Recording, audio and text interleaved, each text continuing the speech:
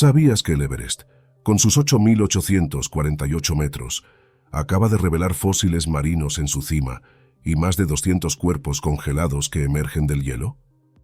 Estos hallazgos estremecen a la ciencia y reescriben millones de años, mientras la temida zona de la muerte ruge con glaciares agrietados y la silueta de Green Boots vuelve a mirarnos desde la nieve. Hoy desnudaremos misterios que incluyen pruebas fantasmales, terremotos letales y un campamento soviético fantasma jamás explicado. ¿Te atreves a descubrir si la montaña respira o acecha? Suscríbete, deja tu like y acompáñanos a la cima antes de que el próximo crujido sea el último. El deshielo reciente ha descorrido el velo helado que durante décadas ocultó a más de 200 víctimas, ahora expuestas como recordatorios implacables bajo el sol del Himalaya. Entre ellas yace Green Boots, cuyas botas verde intenso señalan un pasillo fúnebre que cada expedición debe cruzar con respeto y un escalofrío en la espalda, pues ese mismo sendero demuestra que la cima no perdona errores y que el tiempo, a esas alturas, se detuvo para siempre en un silencio estremecedor que contrasta con el creciente ruido del cambio climático. Quienes continúan hacia la cúspide pronto penetran en la llamada Zona de la Muerte, un cinturón invisible por encima de los 8.000 metros, donde el oxígeno disponible es apenas una fracción del necesario y donde la temperatura, tan baja que cristaliza la respiración, obliga a decidir entre avanzar unos pasos más o aceptar que retornar con vida ya es una victoria. En ese tramo el pulso se acelera, la mente divaga y la menor torpeza puede precipitar un resbalón interminable hacia el abismo que acecha detrás de cada cornisa. En medio de esa región etérea flotan aún las preguntas sobre George Mallory y Sandy Irvine, quienes en junio de 1924 fueron vistos a menos de 20 metros verticales del horizonte final antes de disolverse en la ventisca. El hallazgo del cuerpo de Mallory, recuperado 75 años después, alimentó la leyenda al no portar la fotografía de su esposa que él prometió dejar en la cumbre, despertando la sospecha de que quizá tocó la cima y descendía cuando la montaña dictó su sentencia.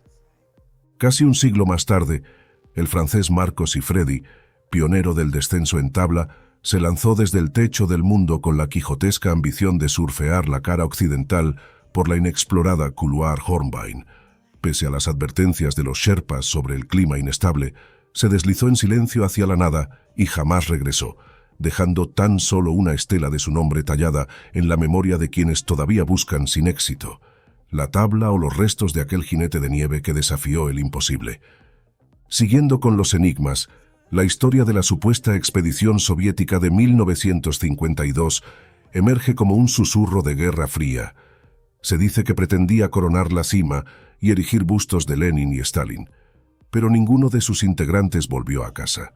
Décadas después, el hallazgo de 4 cuerpos momificados en una tienda abandonada reabrió la sospecha de un operativo silenciado, pues ningún registro oficial reclama a esos alpinistas, cuya identidad sigue sepultada bajo capas de propaganda y hielo.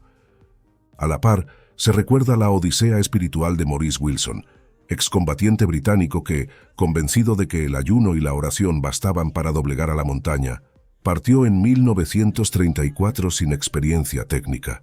Consiguió ascender más allá de los 7.000 metros hasta toparse con un muro de hielo insalvable y, negándose a retroceder, escribió en su diario su última voluntad antes de rendir el aliento, prueba de que la fe sin prudencia puede transformarse en epitafio.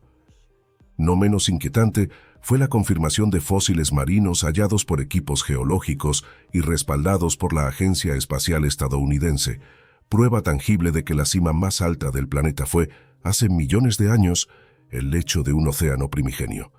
La revelación fortalece teorías religiosas sobre diluvios universales y al mismo tiempo ratifica la danza tectónica que elevó el mar a los cielos, recordándonos que la Tierra escribe epopeyas a un ritmo que excede cualquier vida humana. Entre quienes han sobrevivido para contarlo, destaca Jim Davidson, geólogo, que en la primavera de 2015 soportó un terremoto devastador mientras descansaba en el Campamento 1. Quedaron atrapados 11 días en un caos de rocas y avalanchas, y aunque la tragedia cobró muchas vidas, él regresó al año siguiente después de entrenar 12 horas diarias, alcanzó la cumbre y envió a su esposa un mensaje desde el punto más alto. una prueba viva de que la perseverancia puede florecer sobre escombros emocionales. Pero la montaña también refleja conflictos humanos. Jonathan Griffith y 2 compañeros británicos provocaron sin saberlo la ira de un centenar de sherpas que sintieron violadas sus normas sagradas. Armados con piedras, los locales cercaron a los escaladores en un altercado que apenas evitó el linchamiento gracias a la mediación de otros montañistas, dejando claro que en Everest no solo se luchan cumbres de hielo, sino también cumbres culturales donde cada paso exige respeto ante la gente que llama hogar a ese coloso. Al caer la noche, un trueno seco retumba en los glaciares y muchos aseguran que el Everest ruge.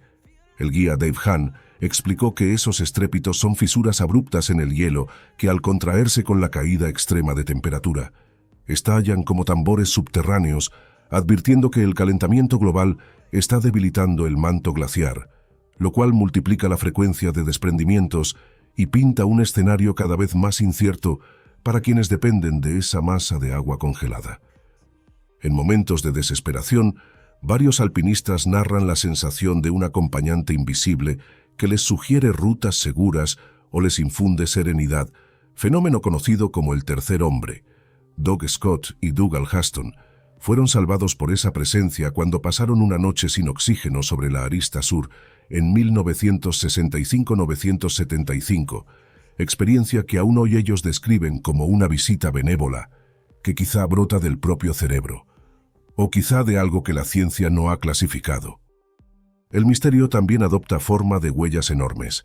En 1951, Eric Shipton fotografió pisadas sin calzado, de proporciones descomunales que serpenteaban a gran altitud.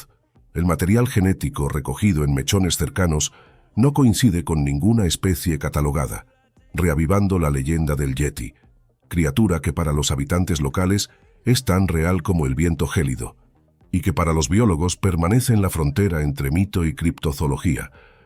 A pesar de la hostilidad, la vida persiste. Arañas saltadoras que cazan insectos arrastrados por el viento, leopardos de las nieves que patrullan laderas inferiores y pandas rojos que deambulan en bosques de rododendros, demuestran que la biodiversidad se adapta a microclimas extremos. E incluso se hallaron langostas únicas, congeladas en fisuras, testimonio de que la montaña contiene cápsulas biológicas capaces de reescribir capítulos completos de la evolución. Así concluye este viaje por estos enigmas, donde el Everest se revela como una biblioteca vertical de tragedias, milagros y secretos tan antiguos como los océanos que una vez cubrieron su base. Cada historia subraya que la cima no es solo un destino, sino un espejo que devuelve la fragilidad humana amplificada por la nieve y el hielo. Si este recorrido estremeció tu curiosidad y encendió tu espíritu explorador, regálanos un like, suscríbete para no perder las próximas expediciones narradas y deja en los comentarios qué misterio te impactó más o cuál crees que sigue oculto bajo el manto blanco.